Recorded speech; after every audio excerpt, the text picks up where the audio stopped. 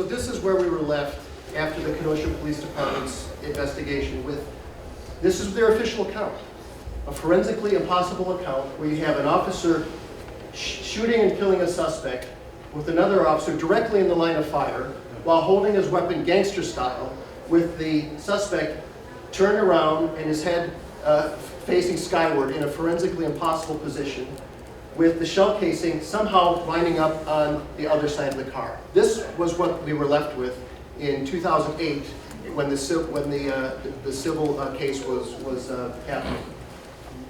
And our evidence and our research shows that the officer got his holstered weapon hooked on a car mirror. And in trying to handcuff Michael Bell as he was twisting his body, that pressure against the car twisted his holster from his hip to the front of his body. Advance, please. So after we made that video, this was Brad Schimmel's public statement. At best, the officers were mistaken in their description of events. At worst, they might have lied. Too late for you. Sorry. He said the statutes had run, there were no, and there was nothing he could do at that time.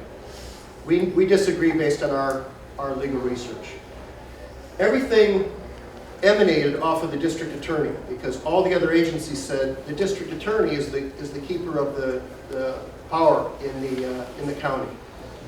And Mike Gravely has been less than forthcoming with the facts of this case, and in fact has twisted some of the facts of this case and has stood in the way of an independent investigation taking place. And we're going to give a couple examples of that.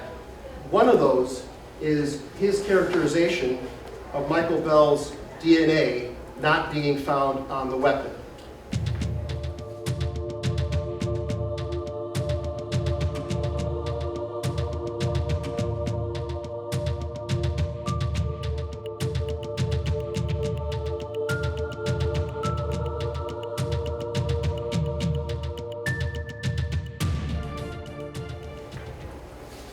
District Attorney Gravely said it's his training and experience that in circumstances where a firearm or holster is simply touched by the party and for an extremely limited period, you would never receive a positive test result for the presence of the individual's DNA. He says, in other words, I would not expect Michael Bell's DNA on the gun or holster based on the factual circumstances of this case. Wait, let's stop. Wait, didn't the officers describe a death struggle? Didn't they describe the gun being twisted on his holster, on his gun belt to the front of his body? So let's look at what the prior district attorney said about the officer's account.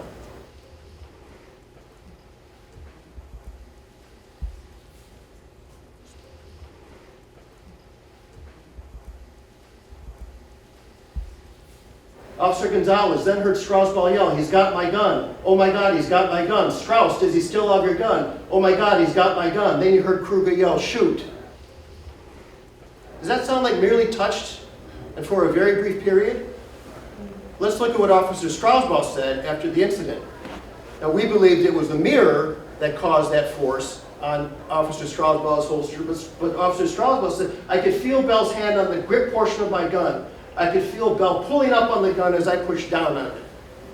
Bell pulled on my gun with enough force, Bell pulled on my gun with enough force to twist my gun belt around to the point the holster was now in front of my body."